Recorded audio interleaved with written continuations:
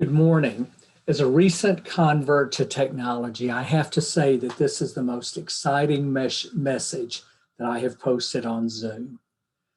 We've just concluded a session meeting, the governing body of our church, where we have approved with great unity a plan to reopen worship with many of the protocols removed starting on Sunday, June the 6th.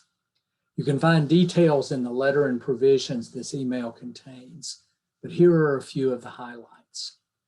Following the guidelines of the CDC in the state of Virginia, starting on June the 6th, we are lifting almost all of our protocols. We will have no limits on our capacity. You'll not be required to register, to pre-register, nor reserve seating. Social distancing is not required, with an exception that I'll mention here shortly. Masks will be a matter of personal choice for people who have been vaccinated. The CDC has advised masks are strongly encouraged for unvaccinated persons. We will once again be able to stand and sing hymns, recite the Lord's Prayer and Apostles' Creed, and other aspects of our liturgy, and I promise to not do that within sounding distance of a microphone. We will pass hymn books and fellowship pads, and yes, once again, we will pass offering plates. And we will have communion with the prepackaged elements that we have used recently.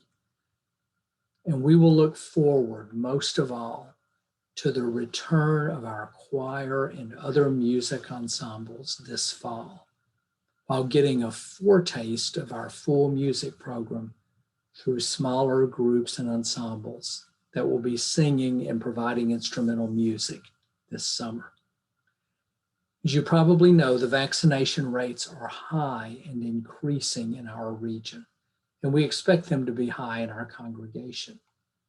But equally important, as you probably know, children under 12 are not eligible to be vaccinated yet. And some adults as well are not eligible for any number of reasons. Therefore, as we return on June 6th, and at least for the remainder of the summer, we are reserving the transept on the library side of the sanctuary, which is to your right as you're seated in the pews. We're reserving that section for people who desire to sit in a section that feels safer.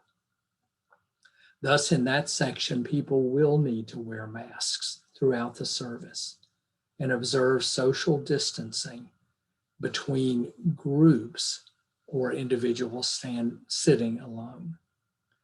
In all other sections of our seating, masks are optional. If the library transept proves not to be enough space, we will make adjustments. And as we're all in this together to make things work for the whole of our congregation.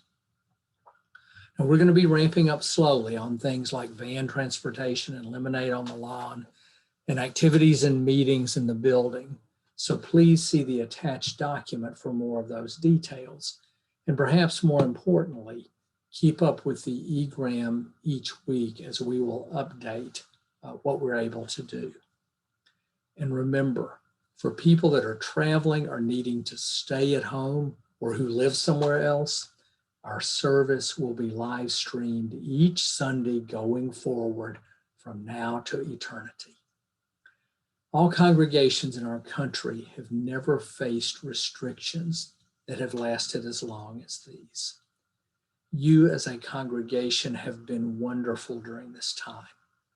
And our session leadership, the detailed work of Mike Donnelly and the Return and Renewal Committee, and the tireless effort by our clergy and staff have been tremendous. There are gray areas going forward, and they will likely be with us for several months.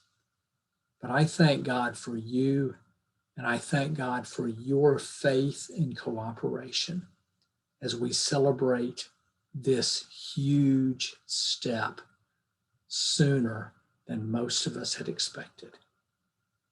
Join us this Sunday on Memorial Day weekend to hear Evangeline Taylor preach for us once again. And then I look forward to seeing many, if not all of you, on Sunday, June the 6th. It is a great day to celebrate.